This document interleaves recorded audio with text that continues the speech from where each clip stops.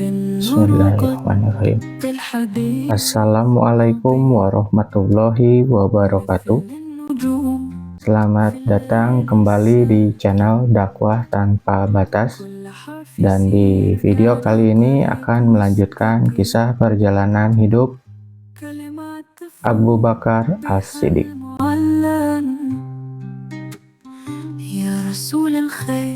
Abu Bakar berhasil menggagalkan upaya kaum Quraisy untuk memecah belah para sahabat yang ikut dalam rombongan Rasulullah Shallallahu Alaihi Wasallam untuk berumroh pada tahun ke-6 Hijriah.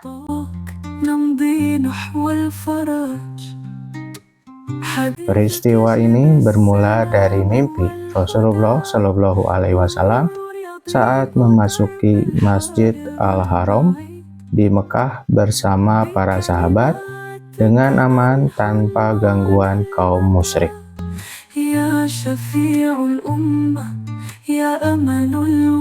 Dilihatnya juga para sahabat mencukur rambutnya seperti yang biasa dilakukan orang setelah selesai berumrah.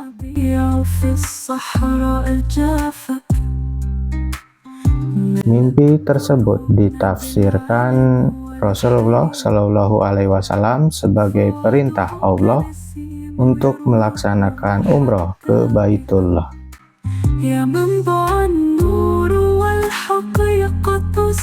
Pada bulan Zulqa'dah, Rasulullah Shallallahu Alaihi Wasallam bersama dengan 1.500 orang Muslim berangkat dari Madinah ke Mekah untuk melaksanakan umroh.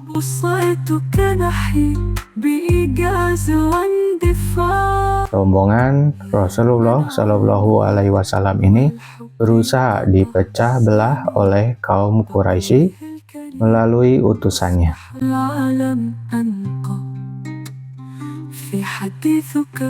Orang yang hampir berhasil melakukan hal tersebut adalah Urwah bin Mas'ud As-Saqafi, seorang kaum Quraisy yang cerdas.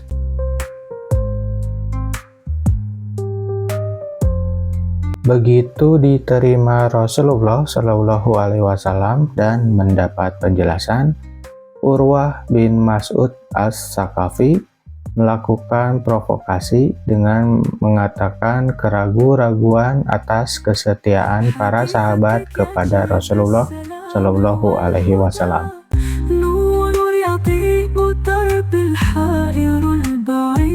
Kata Urwah bin Mas'ud As-Saqafi, "Wahai Muhammad, engkau mengumpulkan orang-orang dari berbagai kabilah. Lalu engkau membawa mereka ke negerimu untuk merusak dan mencerai-beraikan.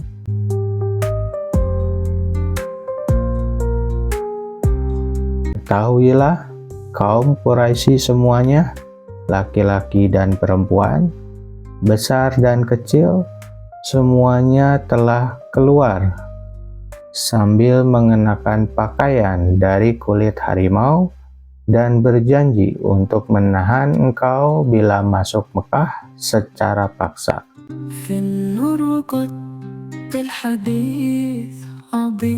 Sungguh aku melihat mereka, maksudnya para sahabat, akan lari meninggalkanmu.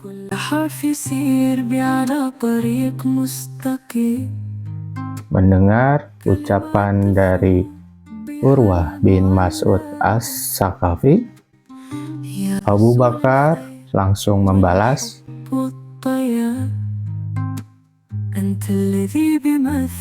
"Isaplah Bizir Lata. Maksudmu kami akan lari meninggalkan beliau?" Bizir artinya kemaluan.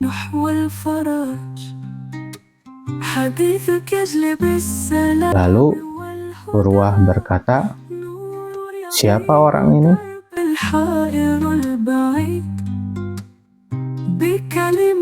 Dan para sahabat berkata, "Abu Bakar."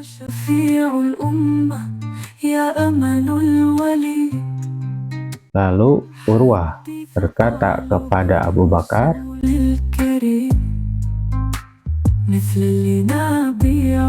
demi yang jiwaku di tangannya, kalau bukan karena engkau pernah membantuku, tidak aku biarkan engkau mengatakan ini, melainkan pasti aku balas.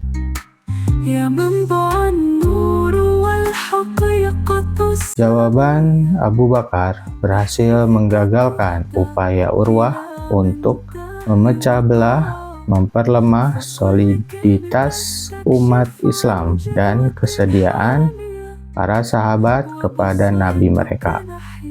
Bahkan akhirnya menjatuhkan mental Urwah.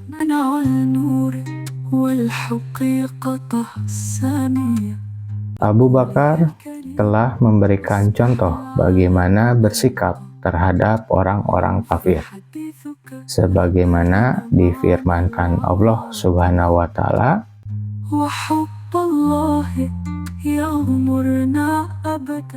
wala tahinu wala tahzanu wa antumul alauna in kuntum mu'minin.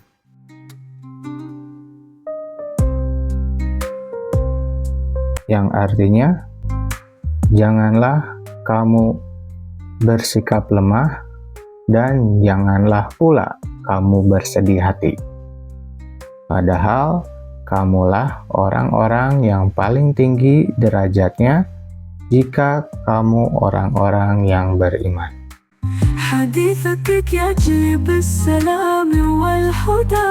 Quran Surah Ali Imran ayat 139.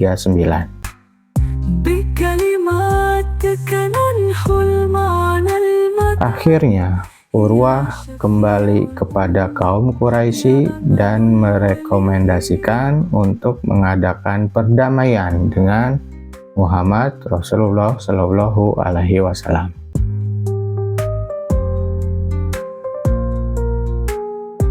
Setelah melalui proses yang panjang, kaum Quraisy mengutus Suhail bin Amr untuk melakukan perjanjian dengan Rasulullah Shallallahu Alaihi Wasallam.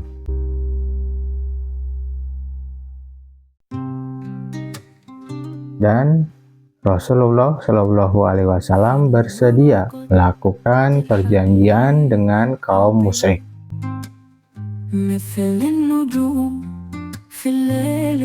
Saat itu Abu Bakar ikut mendampingi Rasulullah Shallallahu Alaihi Wasallam menjadi saksi dalam proses perjanjian itu bersama beberapa sahabat lainnya.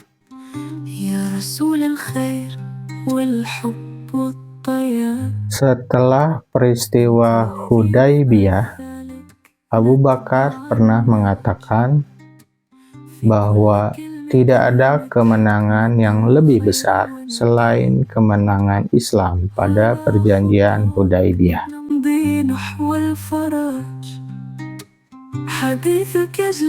Namun, kata Abu Bakar, manusia terlalu tergesa-gesa sehingga tidak cermat memahami pendapat Rasulullah Shallallahu Alaihi Wasallam.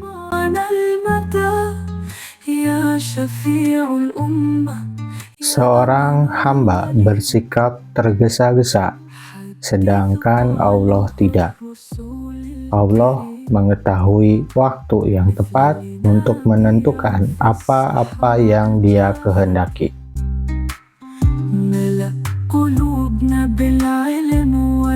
Ketika Abu Bakar menyaksikan keislaman Suhail bin Amr di kemudian hari, Abu Bakar teringat betapa visionernya perjanjian Hudaybiyah saat itu.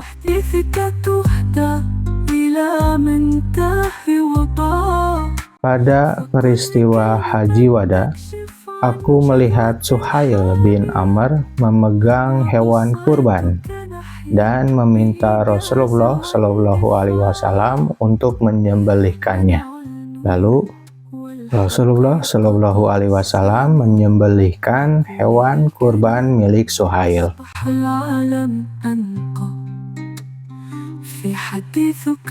Kemudian Suhail memanggil tukang cukur untuk bertahalul atau mencukur rambut sebagai tanda selesai manasik haji.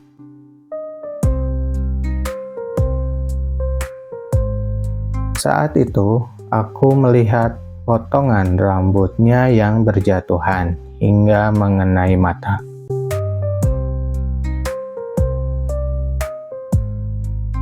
Lalu aku teringat perjanjian Hudaibiyah yang saat itu Suhail diminta untuk menulis kalimat Bismillahirrahmanirrahim.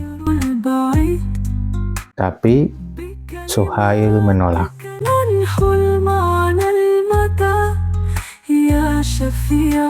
Begitu juga ketika diminta menulis Muhammad Rasulullah, Suhail menolak.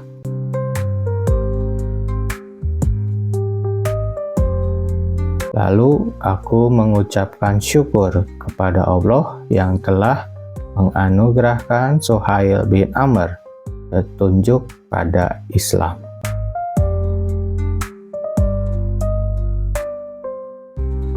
Insya Allah, dengan izin Allah, kisah tadi dapat bermanfaat untuk kita semua.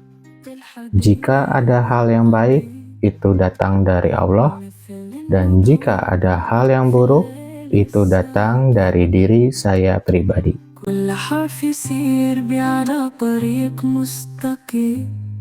Saya mohon maaf apabila ada kesalahan dalam penyampaian atau penulisan, karena saya hanya manusia dan kesempurnaan hanya milik Allah.